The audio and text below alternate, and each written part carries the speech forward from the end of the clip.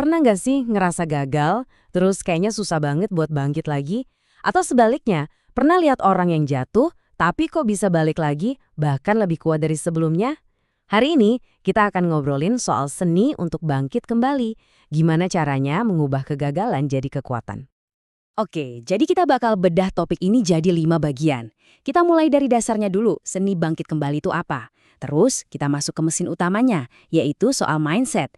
Setelah itu kita akan isi kotak peralatan kita bareng-bareng. Ada 3 alat praktis nih, kekuatan kata-kata, cara mengubah kegagalan jadi bahan bakar, dan yang terakhir, gimana caranya kita bisa menciptakan lingkungan yang mendukung ketangguhan. Oke, kita mulai dari yang pertama, seni bangkit kembali. Sebenarnya apa sih rahasianya kenapa ada orang yang bisa bangkit lagi, sementara yang lain rasanya stuck di situ aja? Nah, ini kan pertanyaan utamanya ya. Gagal itu wajar, bagian dari hidup. Semua orang pasti pernah ngalamin. Tapi apa sih yang bedain orang yang terus maju sama yang akhirnya berhenti? Ternyata jawabannya itu sering banget ngerucut ke satu konsep kunci. Namanya resiliensi atau daya lenting.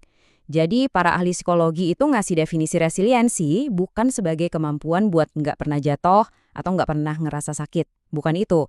Tapi ini adalah sebuah proses beradaptasi dengan baik waktu kita lagi ngadepin kesulitan. Nah, poin kuncinya di sini adalah ini bukan bakat dari lahir, tapi sesuatu yang bisa kita bangun dan kita latih. Nah, kalau resiliensi itu sesuatu yang bisa dikembangin, terus apa dong mesin penggeraknya? Disinilah kita masuk ke bagian kedua, pola pikir atau mindset Anda. Yuk kita cek, mesin Anda itu lagi jalan pakai mode pola pikir tetap atau pola pikir bertumbuh. Konsep ini dipopulerkan oleh seorang psikolog bernama Carol Dweck. Jadi dia ini nemuin kalau growth mindset atau pola pikir bertumbuh itu intinya adalah keyakinan kalau kemampuan kita itu bukan sesuatu yang udah final dari lahir. Sebaliknya, kemampuan itu bisa banget dikembangin lewat usaha, strategi yang pas, dan juga bantuan dari orang lain. Inilah fondasi dari ketangguhan yang sebenarnya. Dan ini tuh bukan cuma omong kosong motivasi loh, ini beneran science. Ada yang namanya neuroplastisitas di otak kita. Artinya, setiap kali Anda belajar dari sebuah tantangan, otak Anda itu secara fisik membentuk koneksi-koneksi baru. Anda itu literally lagi memprogram ulang otak Anda sendiri biar jadi lebih kuat dan lebih pinter. Keren banget kan? Terus, gimana sih bedanya dua pola pikir ini di kehidupan sehari-hari? Gini, orang dengan fixed mindset itu ngelihat kegagalan sebagai akhir dari segalanya. Ah, udahlah nyerah aja. Kalau dikritik, rasanya kayak diserang secara personal. Sebaliknya, yang punya growth mindset, mereka ngelihat kegagalan itu sebagai pelajaran. Oke, coba lagi ah. Dan kritik, wah, itu masukan berharga. Coba deh renungin tentang suara mana sih yang lebih sering kedengaran di kepala Anda? Oke, kalau mindset itu mesinnya, gimana dong cara nyetel atau memperbaikinya biar makin oke? Nah, alat pertama dan yang paling ampuh di toolkit kita adalah kata-kata. Yuk kita bedah gimana bahasa yang kita pakai, baik ke orang lain maupun ke diri sendiri, bisa membangun ketangguhan, bukan malah menghancurkannya. Alat pertama kita, model burger umpan balik. Ini cara yang cerdas banget buat ngasih masukan yang membangun. Mulai dari roti atas, yaitu apresiasi. Terus masuk ke dagingnya.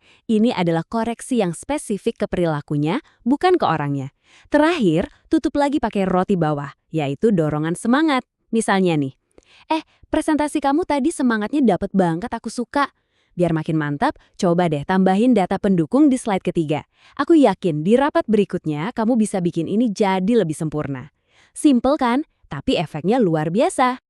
Selanjutnya, ini nih salah satu perbedaan yang penting banget tapi sering kelewat. Bedanya pujian dan dukungan. Pujian itu fokusnya ke orangnya. Misalnya, kamu hebat. Sementara dukungan fokusnya ke proses atau usahanya.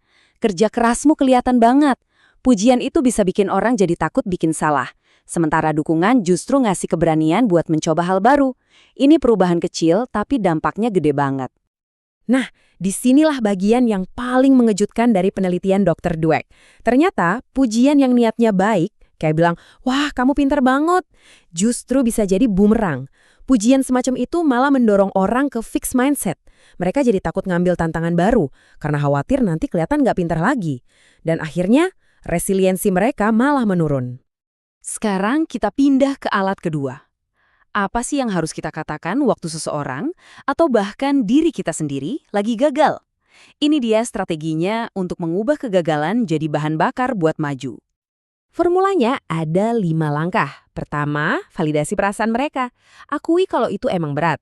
Kedua, hargai usaha yang udah mereka lakuin. Ketiga, bantu mereka melihat situasi dari sudut pandang yang lebih positif.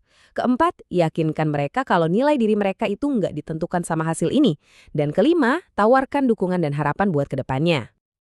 Yuk, kita lihat contohnya. Bayangin sebuah tim sepak bola baru aja kalah di pertandingan penting. Daripada nyalah-nyalahin, Anda bisa bilang, "Ayo, angkat kepalanya tim, usaha kalian di lapangan tadi luar biasa.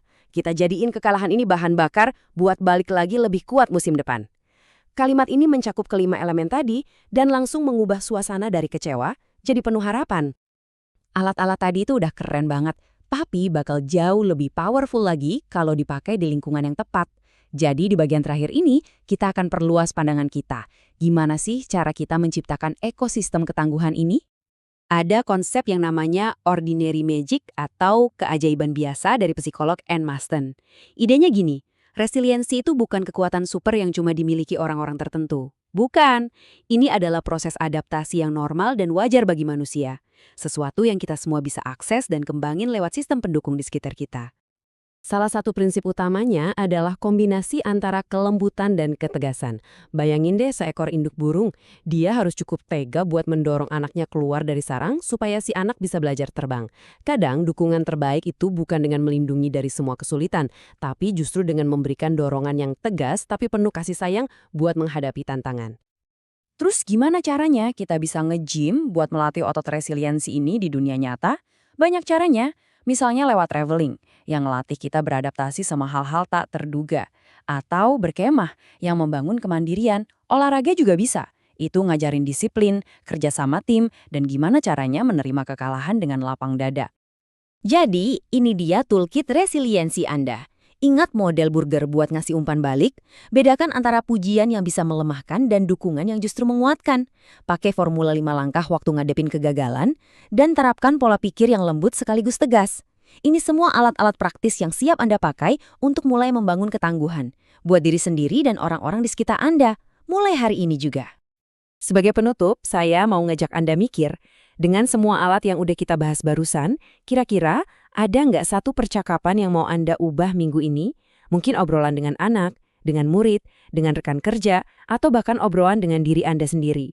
Satu percakapan kecil bisa jadi awal dari perubahan yang sangat besar.